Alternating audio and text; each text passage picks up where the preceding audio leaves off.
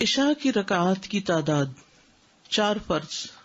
زوجہ نبی صلی اللہ علیہ وسلم عائشہ رضی اللہ تعالی عنہا سے مروی ہے، انہوں نے کہا کہ رسول اللہ صلی اللہ علیہ وسلم پر مکہ مکرمہ میں نماز کی ابتدائی فرضیت 2 رکعتوں کی صورت میں ہوئی، سوائے مغرب کے کہ اس کی 3 رکعتیں تھیں. پھر اللہ سبحانہ تعالیٰ نے حضر میں یعنی گھر پر ظہر، عصر اور عشاء کو 4 کے ساتھ پورا کر دیا. فرض کے بعد 2 رکعت. ابن عمر سے روایت ہے، انہوں نے فرمایا کہ میں نے نبی صلی اللہ علیہ وسلم کے ساتھ ظہر سے پہلے 2 رکعتیں، ظہر کے بعد 2 رکعتیں، مغرب کے بعد 2 رکعتیں، عشاء کے بعد 2 رکعتیں اور جمعہ کے بعد 2 رکعتیں پڑھی، جبکہ مغرب اور عشاء کی سنتیں آپ اپنے گھر میں پڑھتے تھے. ٹھیک ہے، ظہر سے پہلے 2 رکعتیں، ظہر کے بعد 2 رکعتیں، مغرب کے بعد 2 رکعتیں، عشاء کے بعد 2 رکعتیں، جمعہ کے بعد 2 رکعتیں، جبکہ مغرب اور عشاء کی سنتیں آپ اپنے گھر میں پڑھتے تھے. ٹھیک ہے. دیگر نوافل، یعنی کیا ان 12 سنتوں کے علاوہ بھی کوئی اور نوافل ہیں، یا نماز کی غیر مؤکدہ سنتوں کے علاوہ بھی کچھ اور رکعتیں ہیں؟ عاصم بن زمرہ السلولی سے روایت ہے، انہوں نے فرمایا کہ ہم نے علی رضی اللہ عنہ سے رسول اللہ صلی اللہ علیہ وسلم کے دن کی نفلی نماز دریافت کی کہ دن میں آپ کون سے نفل پڑھتے تھے.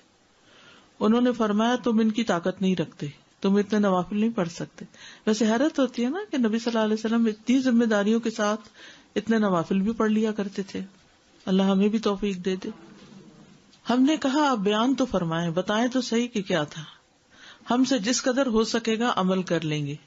علی رضی اللہ عنہ نے فرمایا رسول اللہ صلی اللہ علیہ وسلم جب فجر کی نماز پڑھ لیتے تو ٹھہر جاتے، حتیٰ کہ جب سورج ادھر سے یعنی مشرق کی طرف اتنا بلند ہو جاتا جتنا عصر کے وقت ادھر سے یعنی مغرب کی طرف اونچا ہوتا ہے تو آپ اٹھ کر 2 رکعتیں ادا کرتے. یعنی جب سورج کی زردی ختم ہو جاتی طلوع کے بعد تو اس وقت آپ 2 رکعتیں ادا کرتے اشراق کی. اس کے بعد توقف فرماتے، ٹھہر جاتے، حتیٰ کہ جب سورج اس طرف یعنی مشرق کی طرف اتنا بلند ہو جاتا جتنا ظہر کے وقت یعنی ڈھلنے کے بعد یعنی مغرب کی طرف ہوتا تو اٹھ کر 4 رکعتیں پڑھتے. پھر جب سورج ڈھل جاتا تو ظہر کے فرضوں سے پہلے 4 رکعتیں اور ظہر کے بعد 2 رکعتیں پڑھتے اور عصر سے پہلے 4 رکعتیں پڑھتے اور 2 رکعتوں کے درمیان مقرب فرشتوں، نبیوں اور ان کی پیروی کرنے والے مسلمانوں اور مومنوں کے لیے سلامتی کی دعا کا فاصلہ کرتے، تشہد پڑھتے. اس میں آتا ہے نا السلام علینا وعلی عباد اللہ الصالحین. اس کے بعد علی رضی اللہ عنہ نے فرمایا یہ 16 رکعتیں ہوئی جو رسول اللہ صلی اللہ علیہ وسلم کے دن کے وقت کی نفلی نماز تھی. اس پر پابندی سے عمل کرنے والے لوگ بہت کم ہیں. اس میں مزید جو چاشت اور اس کے نفل ہیں نا اشراق کے وہ شامل کیے گئے. حضرت عائشہ رضی اللہ تعالی عنہا سے روایت ہے کہ انہوں نے فرمایا کہ نبی صلی اللہ علیہ وسلم جب وضو کرتے تھے تو 2 رکعت نماز ادا کرتے تھے. تو یہ کون سی نماز ہے؟ تحیۃ الوضو. پھر نماز کے لیے مسجد کی طرف نکل جاتے. ہر اذان اور اقامت کے درمیان نماز ہے، یعنی یہ بس ایک اصول یاد رکھیے، اذان اور اقامت کے بیچ میں نماز ہے.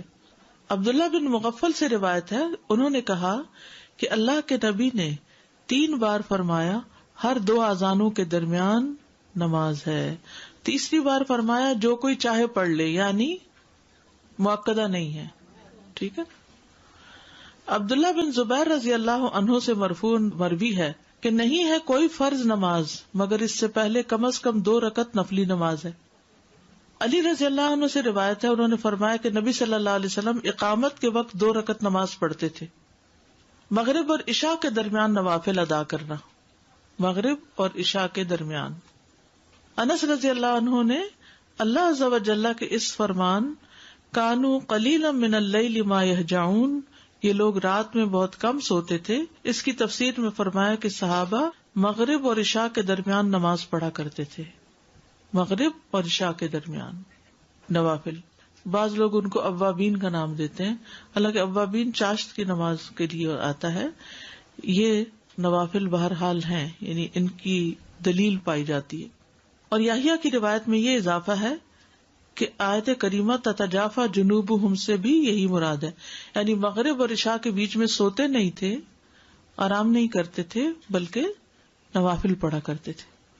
اب دیکھیے کتنی ہمت تھی ان کی. سارا دن کام کے بعد جب لوٹے تو گھر پہنچ کے یعنی مغرب پڑھ کے آئے، گھر پا کے پھر نماز شروع کر دی، پھر عشاء پڑھنے چلے گئے، کیونکہ لکل وجہۃ ہوا مولیھا، ہر ایک کے لیے ایک سینٹر آف لائف ہوتا ہے، اسی کی طرف پلٹ پلٹ کے جاتا ہے.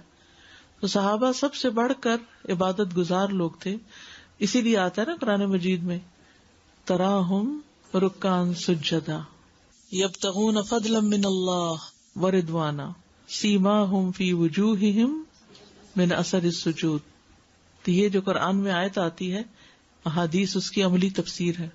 ہماری زندگی میں سب سے کم امپورٹنس اگر کسی چیز کو ہے، اوور آل اجتماعی طور پہ بات کر رہی ہوں، وہ نماز ہے.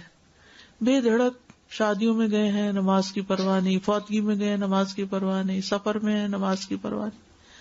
تو لیسٹ بادریشن ہے نماز کے بارے میں، بس ٹھیک ہے پڑھ لی تو پڑھ لی، نہیں تو کوئی بات نہیں، جب جی چاہا قضا کرے، سوتے پڑے رہ گئے کوئی بات نہیں. تو اس سے پھر ہمیں پتہ چلتا ہے کہ ہمارے اندر سینس آف ریسپانسبلٹی کتنی ہے. انسان کی کامیابی اس وقت تک ہو نہیں سکتی جب تک کہ وہ غفلت سے نہیں نکلتا. فویل للمصلین الذین هم عن صلاتهم ساہون، اور خصوصاً نماز کے بارے میں غفلت جب تک نہیں چھوڑتے. اور ایک حقیقت ہے کہ جو نماز کے بارے میں فکر مند ہوتا ہے نا، وہ اپنے باقی فرائض کے بارے میں بھی فکر مند ہوتا ہے، کیونکہ یہ فکر مندی اس کی عادت بن جاتی ہے کہ مجھے اپنی ذمہ داریاں پوری کرنی ہے، اپنی رسپانسبلٹیز نبھانی ہے. اللہ سبحانہ وتعالیٰ نے ہم پر کوئی ایسی چیز لازم نہیں کی کہ جو ہمارے بس میں نہ ہو. لا یکلف اللہ نفسا الا وسعہا. ہم فارغ ہوتے ہیں تو کیا کہتے ہیں، بور ہو رہے ہیں، کچھ سمجھ ہی نہیں آتا کیا کریں، کوئی کرنے کا کام ہی نہیں ہے. خاص طور پر اگر کہیں سفر پہ گئے ہیں یا کسی ایسی جگہ پر ہیں جہاں ہم اپنی روٹین سے الگ ہیں. کچھ لوگ ہوتا ہے نا کہ وہ روٹین کے اندر بندھے ہوئے ہوتے ہیں، اس کے ساتھ چلتے رہتے ہیں، جو روٹین کھلی پھر اس کو سمجھ نہیں آ رہا اب کیا کریں خود. لیکن نماز کی طرف تو دھیان ہی نہیں جاتا کہ چلے نوافل ہی ادا کر لیتے ہیں. دن کے نوافل بھی ہیں، رات کے بھی ہیں. ہمارے کلچر میں نماز کم ہے، فرض کی ادائیگی ہی کم ہے، نوافل تو دور کی بات ہے. وہ اسلام ہماری زندگیوں میں داخل نہیں ہوئے نا، ادخلوا فی السلم کافہ والی بات نہیں ہے. استاد آپ نے کہا مغرب اور عشاء کے درمیان صحابہ جو نوافل پڑھتے تھے تو ان کی کوئی خاص تعداد ہے یا تعداد نہیں بتائی گئی. عام طور پہ لوگ 6 پڑھتے ہیں.